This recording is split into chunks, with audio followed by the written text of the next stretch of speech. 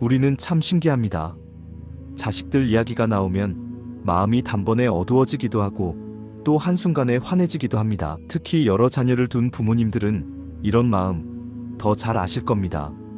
아이 둘, 셋을 같은 품에서 키웠는데 어떻게 이렇게 사는 모습이 서로 달라질 수 있을까? 가끔은 도무지 이유를 알 수가 없습니다. 한 아이는 세상이 알아봐주고 하는 일마다 술술 풀리고 부모에게 걱정도 거의 안 주지요. 그런데 또 한 아이는 열심히 해도 늘 고비가 오고 조금만 잘못돼도 크게 흔들리고 어디를 가도 운이 없고 오해가 따라붙습니다. 부모 마음이 어디로 기울까요? 당연히 힘든 아이 쪽입니다. 잘 되는 아이는 든든하고 고맙지만 유난히 부딪히는 일이 많은 그 아이를 볼 때마다 마음은 자꾸만 더 무거워집니다. 내가 뭘 잘못 키운 걸까? 이건 혹시 내 탓인가? 왜 저 아이에게만 이렇게 삶이 거센 걸까? 아무도 몰라도 부모는 압니다. 잘 되는 아이보다 안 되는 아이가 더 마음을 쓰게 된다는 것을. 그건 편애도 아니고 사랑의 차이도 아닙니다. 그저 부모 마음의 자연스러운 움직임일 뿐입니다. 하지만 이상하게도 우리가 걱정을 많이 할수록 아이의 상황이 나아지기보다는 오히려 더 흐려지는 때가 있습니다. 마치 비 올까봐 우산만 들고 다니다가 정작 하늘을 가려 맑은 날씨를 못 보게 되는 것처럼 부모의 걱정이 너무 앞서면 아이의 가능성도 부모의 눈에는 잘 보이지 않습니다. 그러다 보면 아이의 작은 변화도 보이지 않고 조금씩 나아지고 있는 것도 놓치고 결국 부모의 불안이 아이에게까지 스며들어 더 큰 바람이 되어 아이의 하늘을 흔들어 놓습니다. 어떤 부모님은 이렇게 말합니다. 나는 그저 아이가 잘 되길 바랐을 뿐인데 왜 내 마음은 점점 더 불안해지고 왜 아이는 더 힘들어 보일까? 그래서 오늘은 이 한 문장을 깊이 들여다보려 합니다. 부모의 걱정이 클수록 아이의 하늘은 흐려집니다. 이 말의 뜻이 무엇인지, 왜 걱정이 사랑처럼 보이지만 결국은 바람이 되는지, 그리고 부모의 마음이 고요해질 때 아이의 삶이 어떻게 다시 맑아지는지, 오늘은 그 이야기를 부처님의 가르침을 빌려 천천히 풀어가 보려고 합니다. 그래서일까요? 우리는 어느 순간 이런 마음에 닿게 됩니다. 내 걱정이 아이에게 도움이 되는 걸까? 아니면 내가 더 흔들고 있는 걸까? 이 질문은 많은 부모님이 하지만 정확히 답하기 어려운 질문입니다. 그런데 어떤 날 마음이 너무 지쳐 스스로 답을 찾기 어려울 때가 있지요. 그때 우리는 잠시 멈춰 삶을 조금 더 깊게 비춰주는 가르침에 기대고 싶어집니다. 마치 오늘의 당신처럼 그 어느 날 부처님께서도 이런 마음을 가진 한 사람을 마주하셨다고 합니다. 그 사람은 제자였지만 동시에 부모로서 고민하고 있었습니다. 그의 고민은 지금 우리의 고민과 크게 다르지 않았습니다. 제자는 부처님 앞에 조용히 무릎을 꿇었습니다. 얼굴엔 오랜 시간 쌓인 걱정이 묻어 있었습니다. 세존이시여, 저는 두 아이의 부모입니다. 같은 밥을 먹이고 같은 품에서 키웠습니다. 그런데 한 아이는 세상 어디를 가도 인정받고 하는 일마다 술술 풀립니다. 또 다른 아이는 열심히 살아가는데도 늘 부딪히고 오해받고 넘어집니다. 저는 두 아이 모두를 똑같이 사랑했습니다. 그런데 왜 한 아이의 길만 이토록 거칠게 보입니까? 혹시 이것이 제 탓입니까? 제자의 목소리는 떨렸습니다. 그 마음엔 죄책감과 미안함, 두려움까지 뒤섞여 있었습니다. 어떻게 해서든 잘 되게 해주고 싶은데 현실은 그 마음처럼 흘러가지 않는 날이 너무 많았기 때문입니다. 부처님께서는 제자의 얼굴을 가만히 바라보셨습니다. 그리고 아주 천천히 연못가로 걸어가셨습니다.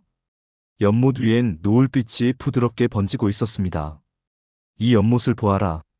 바람이 불자 물결이 일렁이며 하늘의 모습이 찢어진 듯 흔들렸습니다. 바람이 조금만 불어도 하늘은 금세 흐려지는 듯 보인다. 하지만 하늘이 흐린 것이 아니다. 흔들린 것은 그 하늘을 비추는 물결일 뿐이다. 부처님의 목소리는 고요하면서도 깊었습니다. 아이의 하늘도 그러하다. 그 하늘이 본래 흐린 것이 아니다. 다만 부모의 마음이 불안의 바람을 일으킬수록 그 바람이 아이의 연못을 흔들어 하늘이 흐려 보일 뿐이다. 제자는 한동안 아무 말이 없었습니다. 그 말이 마음속 깊은 곳으로 내려가고 있었기 때문입니다. 세존이시여, 그렇다면 제 걱정이 저 아이의 하늘을 흐리게 했던 것입니까? 부처님께서 고개를 끄덕이셨습니다. 그렇다.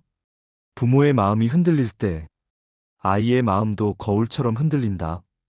부모의 걱정은 사랑처럼 보이지만 그 사랑이 지나치면 바람이 되어 아이의 하늘을 흐리게 한다. 그러고는 손가락으로 연못 표면을 살짝 건드리셨습니다.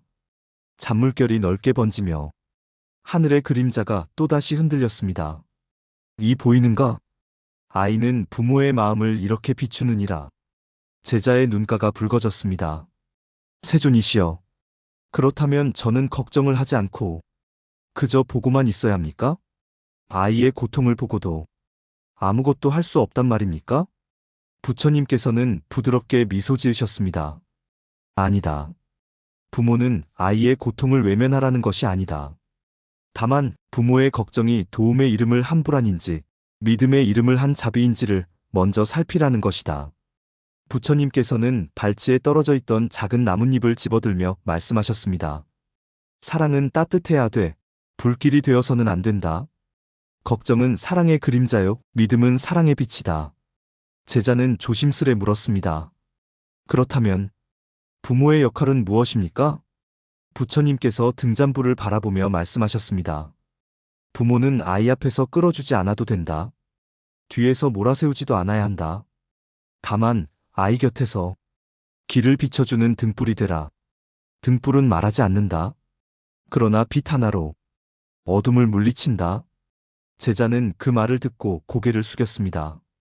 그동안 자신의 걱정이 아이를 위한 것이라 믿었지만 사실은 자신의 불안을 달래기 위한 것이었음을 깨달았기 때문입니다. 부처님께서 조용히 제자의 어깨에 손을 올리셨습니다. 그대여, 부모의 걱정이 클수록 아이의 하늘은 흐려진다.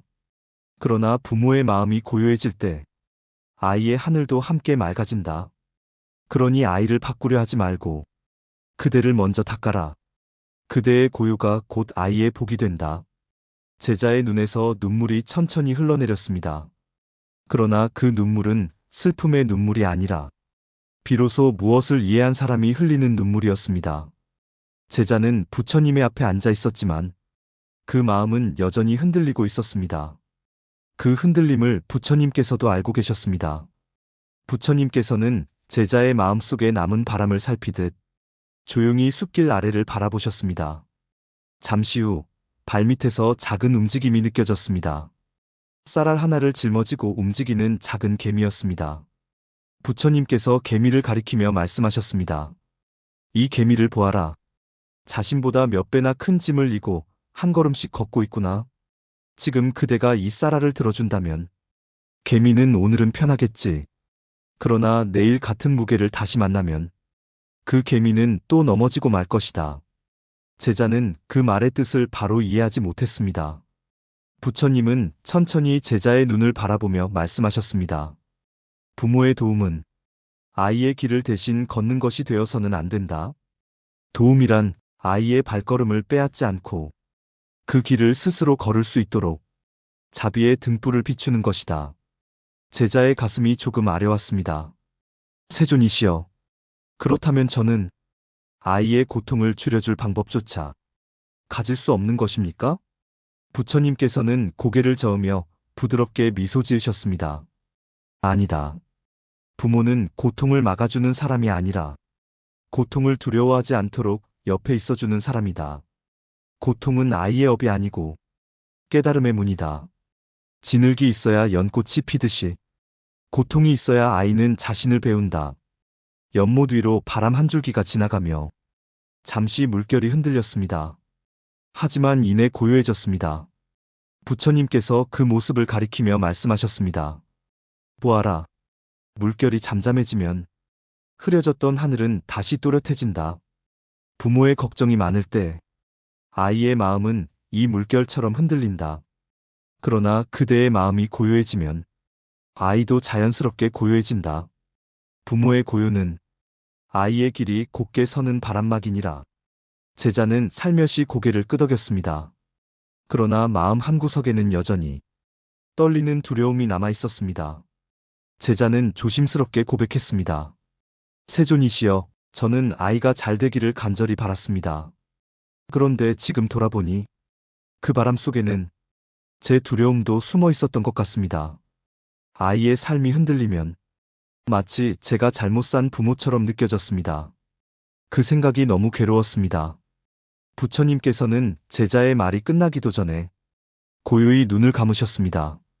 그리고 차분한 목소리로 말씀하셨습니다.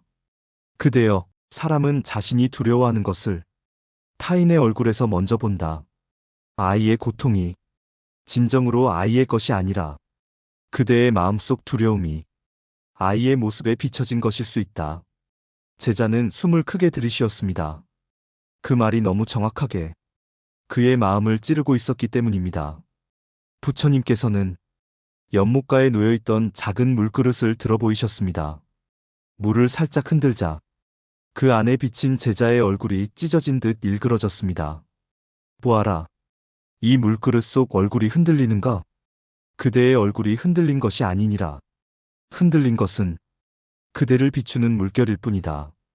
자식은 부모의 거울이다. 부모의 마음이 흔들릴 때 아이의 모습도 왜곡되어 보인다. 제자는 그제야 고개를 숙였습니다. 말로 표현하지 못했던 불안의 정체를 처음 정확히 본 순간이었습니다. 사랑은 불길이 될 수도 있고 온기가 될 수도 있다. 부처님께서는 떨어진 잎 하나를 손에 올리며 말씀하셨습니다. 사랑은 불처럼 따뜻해야 한다.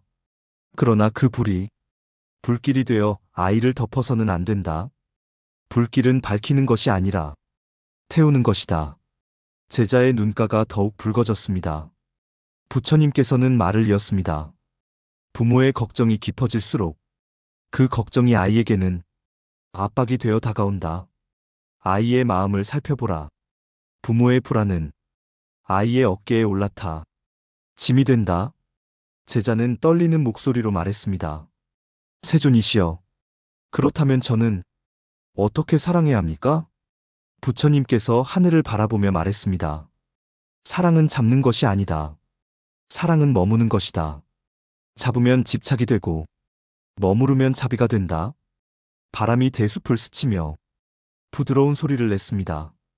부처님께서는 그 소리를 들으며 말씀하셨습니다. 그대여, 기다림은 가만히 있는 것이 아니다. 기다림은 모든 것을 있는 그대로 받아들이는 연습이다. 이 연습이 깊어질수록 부모의 마음은 고요해진다.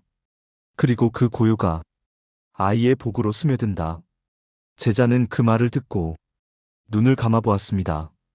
마음속 바람이 서서히 줄어드는 듯 했습니다. 그러나 여전히 마지막 질문이 남아 있었습니다. 제자는 조심스럽게 물었습니다.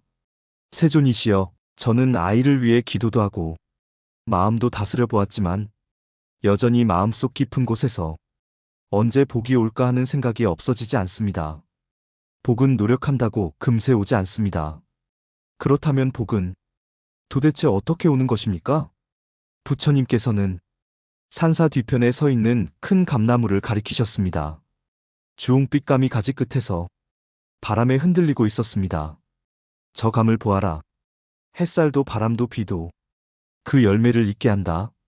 그러나 그 어느 것도 언제 익을 것인가를 묻지 않는다. 복도 그러하다. 복은 기다림의 끝에 오는 선물이 아니다. 복은 기다리는 동안 익는 마음의 변화다. 부처님은 손에 감 하나를 들어 조용히 말씀하셨습니다.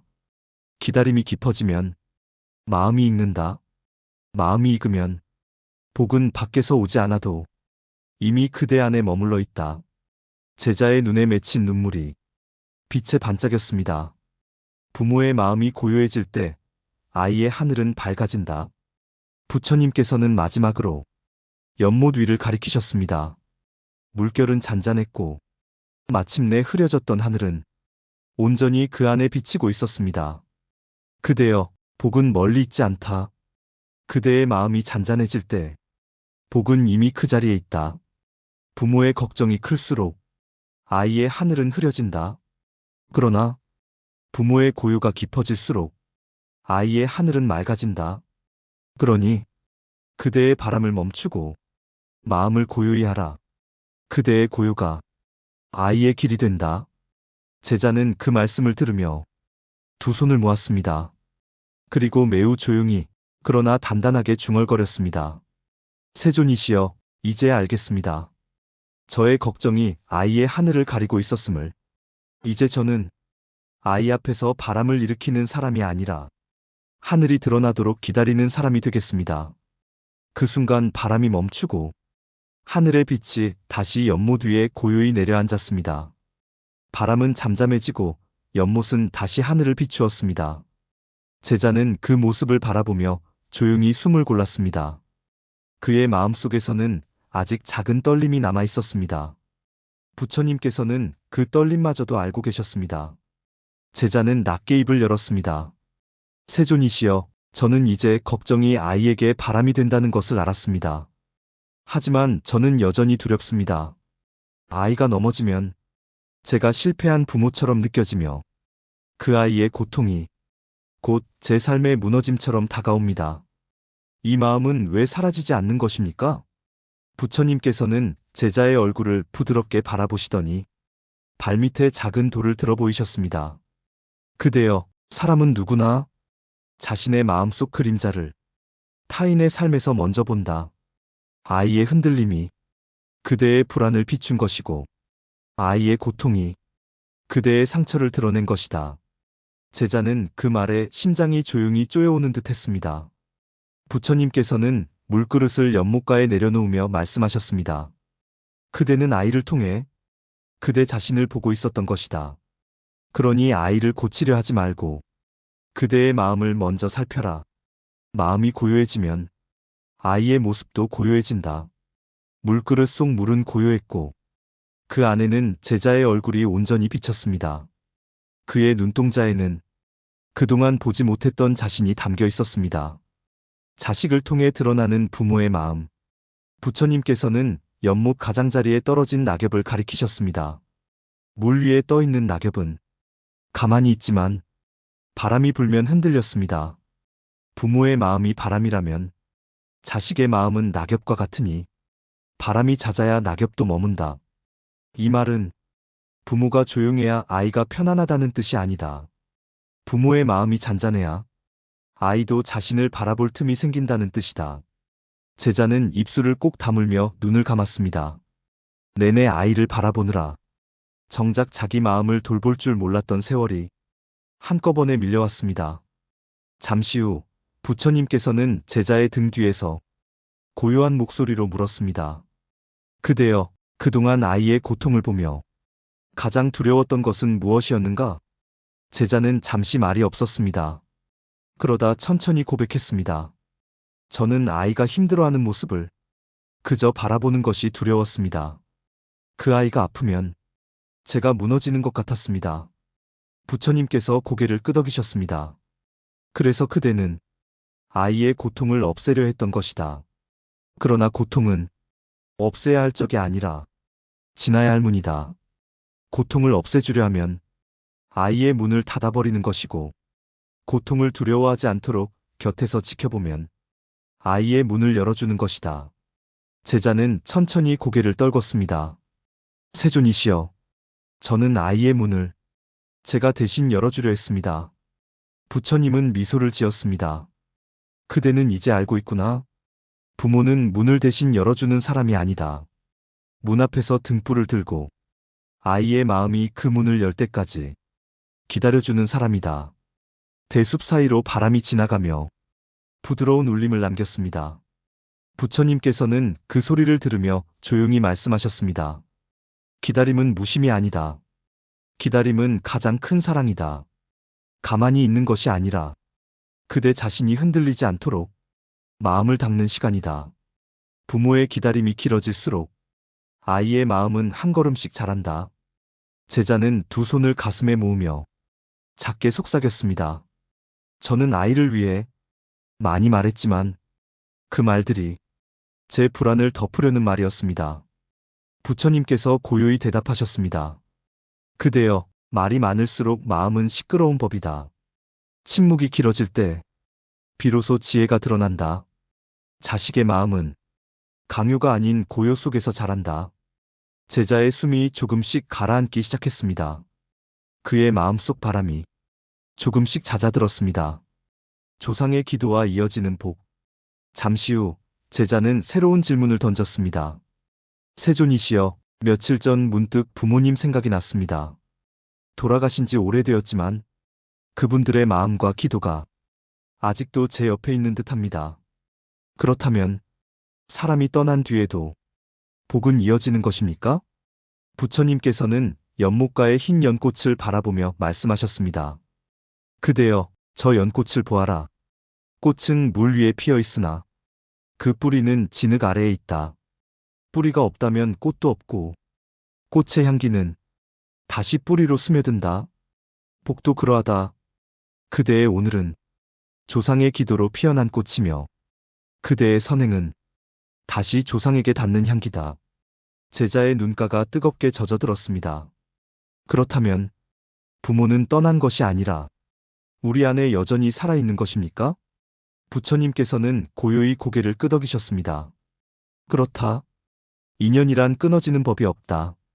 그대의 숨결 속에 조상의 기도가 머물고 그대의 마음이 곧 그들의 회양이다. 부처님께서는 손에 떠있던 물을 연못으로 흘려보내며 말했습니다. 물이 손 안에 머물 때는 작고 얕지만 연못으로 돌아가면 끝을 헤아릴 수 없다. 그대의 기도도 그러하다. 자신만의 복을 구하면 그 복은 작고 얕다. 모든 중생의 평안을 빌면 그 복은 깊고 넓다. 복은 쌓는 것이 아니라 흘려보내는 것이다. 흘러야 맑아지고 나누어야 자란다. 제자의 마음속에서 무겁던 돌 같은 것이 서서히 풀어지는 듯 했습니다. 어느덧 해가 기울고 산사의 그림자가 길게 늘어졌습니다. 부처님께서는 연못 위에 번지는 노을빛을 가리키며 말씀하셨습니다. 그대여, 부모는 자식에게 복을 주는 사람이 아니라 복이 되어주는 사람이다. 그대의 고요가 아이의 숨이 되고 그대의 믿음이 아이의 발밑을 밝힌다. 그러니 걱정으로 아이의 하늘을 흐리지 말고 그대의 고요로 아이의 하늘을 밝혀라. 제자는 그 순간 가슴 깊은 곳에서 오랫동안 찾지 못했던 깨달음이 일어났습니다. 눈물이 흘렀지만 그 눈물엔 슬픔이 없었습니다. 그저 이해에 가까운 고요한 따뜻함만이 있었습니다. 부처님께서는 마지막으로 제자의 어깨에 가만히 손을 얹어 말씀하셨습니다. 그대의 마음이 잔잔해질 때 그대의 복은 이미 머물러 있다. 복은 바람처럼 밖에서 오는 것이 아니라 잦아든 마음에서 스스로 피어나는 것이다. 그러니 복을 찾지 말고 복이 되어라. 그대의 고요가 누군가의 평안이 될 때 그 순간 그대는 복의 근원이 된다. 그 말이 끝나자 바람이 멈추고 연못 위에 하늘이 온전히 비쳤습니다. 제자는 천천히 합장했습니다. 그의 마음속에서도 오래 흔들리던 물결이 마침내 고요히 가라앉고 있었습니다. 그리고 그는 아주 작게 그러나 단단하게 중얼거렸습니다. 부모의 걱정이 클수록 아이의 하늘은 흐려지는구나. 그러니 오늘 나는 내 마음의 바람부터 멈추겠다. 내 고요가 아이의 복이 될 수 있도록. 연못 위 노을빛이 그의 눈물 위에 부드럽게 스며들었습니다. 그리고 마침내 그의 마음속에도 고요한 하늘이 떠올랐습니다. 제자는 그날 이후 부처님의 말씀을 마음 깊이 새기며 일상으로 돌아갔습니다. 그의 삶은 겉보기엔 이전과 같았습니다. 아침이면 밥을 차리고 저녁이면 아이의 방 앞을 지나고 출근하면 일하고 퇴근하면 지친 몸을 쉬게 했습니다. 하지만 마음 하나가 달라졌습니다. 그전에는 아이의 얼굴 하나에 마음이 흔들리고 표정 하나에 불안해지고 말 한마디에 밤잠을 설치곤 했습니다. 이제 제자는 아이를 바라볼 때 자신의 마음을 먼저 살피기 시작했습니다. 지금 이 감정은 정말 아이 때문인가? 아니면 내 마음속 그림자가 흔들리는 것인가? 그 질문 하나가 그의 시선을 바꾸기 시작했습니다. 예전에는 아이의 행동이 문제처럼 보였지만 이제는 자신의 마음이 흔들리는 순간이 보였습니다. 걱정으로 등을 떠밀던 손이 부드럽게 내려앉았습니다. 애써 방향을 바꾸려던 마음이 천천히 기다리는 마음으로 바뀌었습니다. 어느 날 저녁 아이가 힘없이 방에 들어와 누웠습니다. 이전 같았으면 제자는 바로 문을 열고 말했을 것입니다. 왜 그래? 무슨 일 있었어?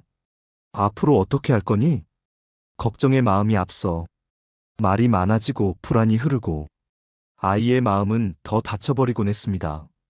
하지만 그날 제자는 부처님의 말씀을 떠올렸습니다. 등불은 말하지 않는다. 빛으로 길을 밝힌다. 제자는 조용히 문 앞에 섰습니다. 문을 열지 않았습니다. 그저 그 자리에 머물러 있었습니다. 잠시 후 아이가 작은 소리를 냈습니다. 아버지, 저 좀 힘들었어요. 예전에는 강요해야 나왔던 말이 이날은 저절로 흘러나왔습니다. 부모의 고요가 아이의 마음에 숨 쉴 공간을 만든 것이었습니다. 제자는 다가가지도 조급하게 대답하지도 않았습니다. 그저 조용히 말했습니다. 그래, 괜찮다. 힘든 날도 있는 거지.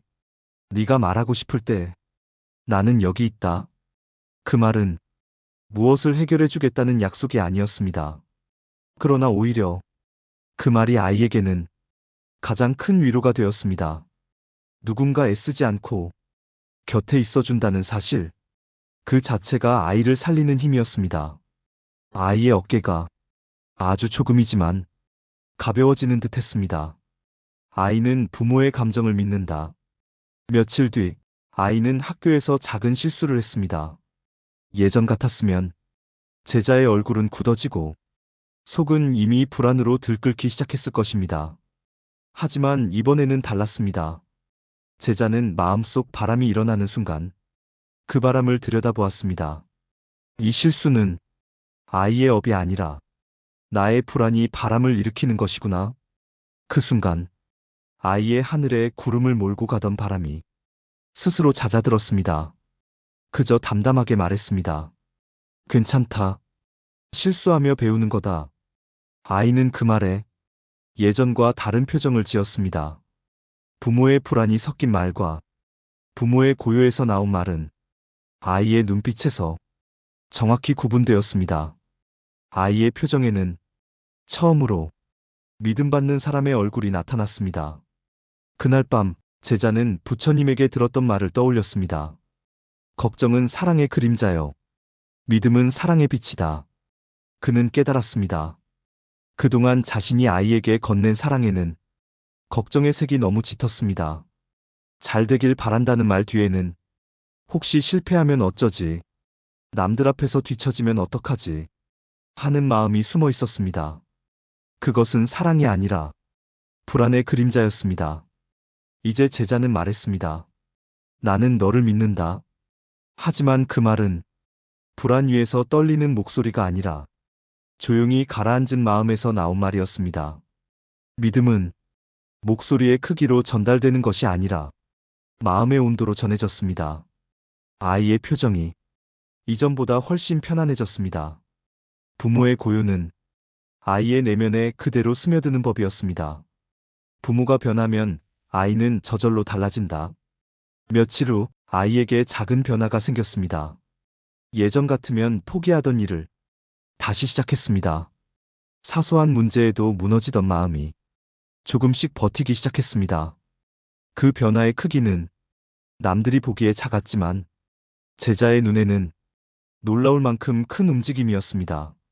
그 순간 제자는 깨달았습니다. 아이가 바뀐 것이 아니구나.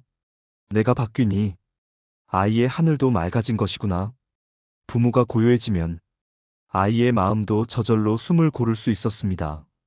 부모가 믿음으로 머물면 아이도 자신을 믿기 시작했습니다. 마지막 질문, 부모의 사랑은 어디로 돌아가는가? 시간이 흘러 제자는 부처님 앞에 다시 섰습니다. 그의 얼굴은 예전보다 훨씬 맑아져 있었습니다.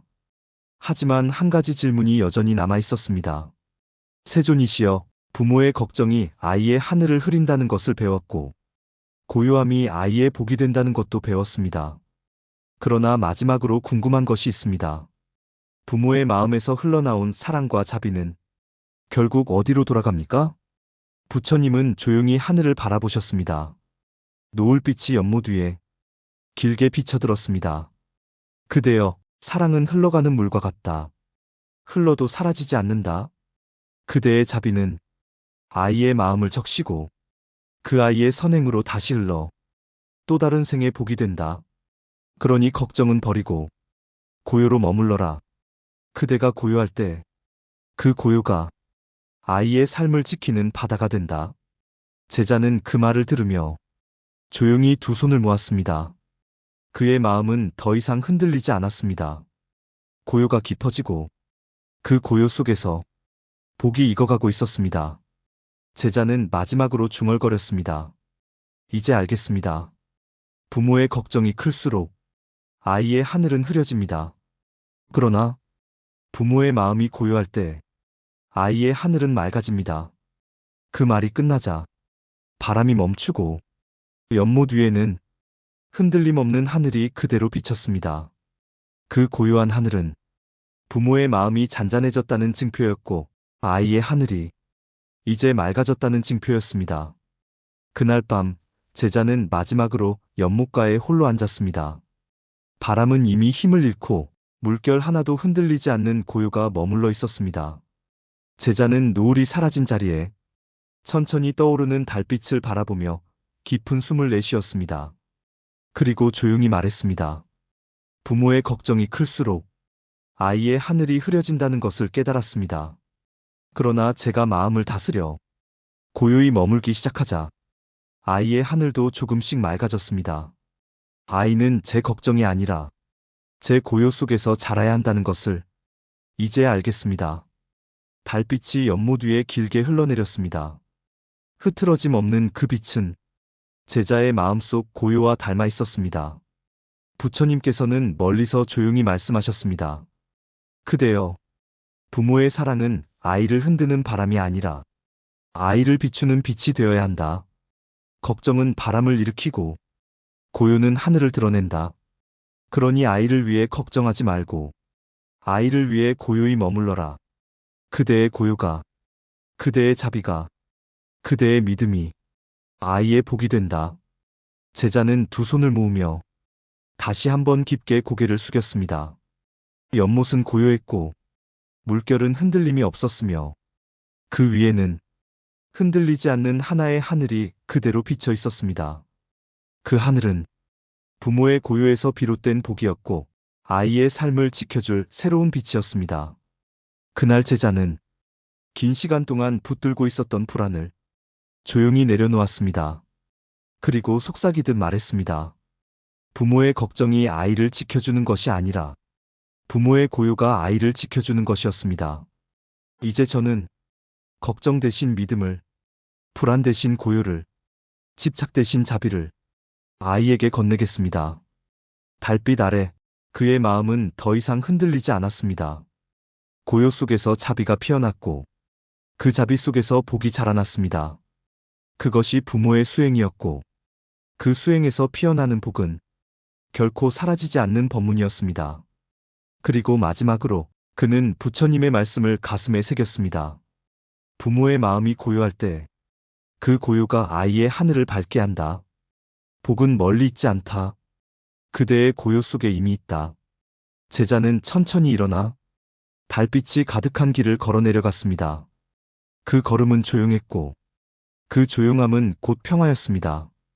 그 평화 속에서 부모의 사랑은 더 깊어지고 자비는 더 넓어지고 복은 더 밝아졌습니다. 부모의 마음이 하루하루 고요해질 때마다 아이의 하늘도 조금씩 조금씩 맑아지고 있었습니다. 부모의 걱정이 클수록 흐려졌던 하늘은 이제 부모의 고요 속에서 다시 맑게 펼쳐지고 있었습니다. 그리고 그 맑은 하늘 아래 아이의 삶은 조금씩 피어나고 있었습니다.